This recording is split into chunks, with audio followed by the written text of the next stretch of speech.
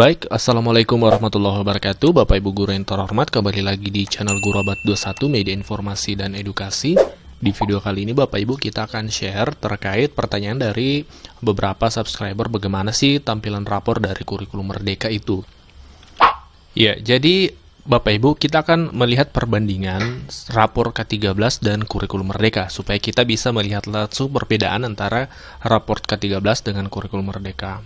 Nah, kita mulai dari rapor kurikulum K13 ya, kurikulum 2013. Nah, kurikulum 2013 ini Bapak Ibu biasanya minimal 3 atau 4 lembar ya. 3 atau 4 halaman ya. Paling atas itu identitas ya, terdiri dari nama ya, kemudian nama peserta didik ya, seperti itu umum. Nah, kemudian ada penilaian sikap spiritual di kurikulum 2013 ya, penilaian sikap ya. Kemudian sikap sosial Bapak Ibu ya, ada penilaiannya beserta predikatnya, dan selanjutnya penilaian pengetahuan dan keterampilan. Nah, biasanya diawali dengan KKM ketika KKM di sekolah itu misalnya KKM tunggal ya, artinya berlaku untuk semua mata pelajaran, maka KKM biasanya di atas sini. Ini mencontoh misalnya 70 KKM-nya.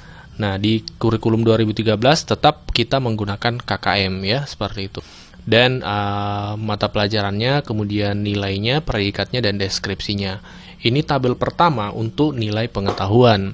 Di bawahnya kita bisa melihat yaitu penilaian untuk keterampilan Bapak Ibu. Jadi di K13 kan kita mengetahui ada penilaian pengetahuan, ada penilaian keterampilan. Seperti ini Bapak Ibu tabelnya ya.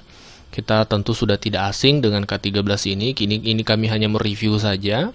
Dan penilaian ekstrakurikuler dan tanda tangan ya. Seperti ini K13 ya. Jadi cukup banyak, cukup padat penilaiannya seperti itu. Nah, sekarang kita masuk ke kurikulum Merdeka. Nah, ini adalah tampilan dari rapor kurikulum Merdeka. Bagian atas identitas kurang lebih sama dengan K13, hanya bagian ada satu penambahan identitas, yaitu fase. Karena di kurikulum Merdeka itu ada fase-fase. Ini kami ambil contoh rapor SMP ya. Ini fase D, untuk SMP itu fase D.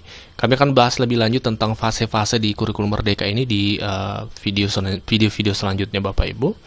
Nah, berbeda dengan kurikulum 2013, rapor hasil belajar dan laporan hasil belajar dari kurikulum Merdeka di kurikulum Merdeka ini sangat sederhana.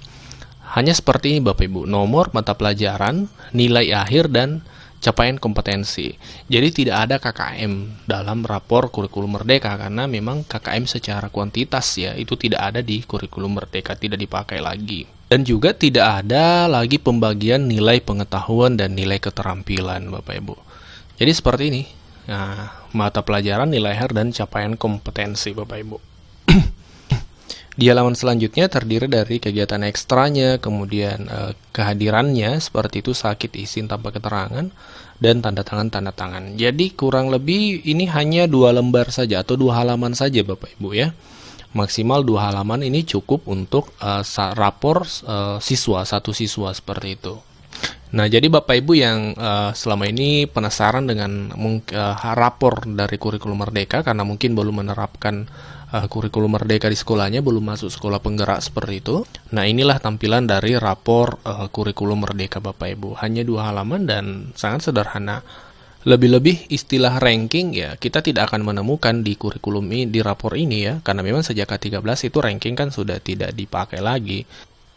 Kami pun secara pribadi sepakat dengan ranking ditiadakan. Kenapa? Karena ranking ini justru menimbulkan gap atau ketimpangan antara siswa. Siswa yang misalnya masuk ranking 10 besar dianggap berhasil, sementara yang tidak ranking itu dianggap gagal.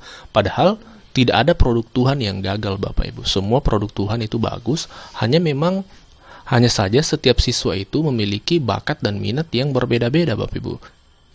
Dan juga ketika kita menggunakan ranking, yang timbul di kelas itu adalah persaingan, bukan kolaborasi. Padahal yang diharapkan adalah kolaborasi, bukan kompetisi di kelas itu. Sehingga fakta ketika siswa yang mampu atau pintar ya, yang ranking seperti itu, cenderung itu ogah untuk membantu teman-temannya yang kurang dalam hal pengetahuan. Begitupun dengan yang siswa-siswa yang kurang pengetahuan itu minder untuk bertanya kepada siswa yang ranking tadi itu. Karena siswa yang ranking akan berupaya mempertahankan rankingnya, sehingga yang timbul adalah tidak mau berkolaborasi, enggan untuk berkolaborasi, enggan untuk membantu teman-temannya yang kurang seperti itu. Sementara dalam kelas itu idealnya adalah kolaborasi, saling bekerja sama. Ini menurut kami, bagaimana menurut Bapak Ibu? Demikian pembahasan hari ini, terima kasih dan Assalamualaikum warahmatullahi wabarakatuh.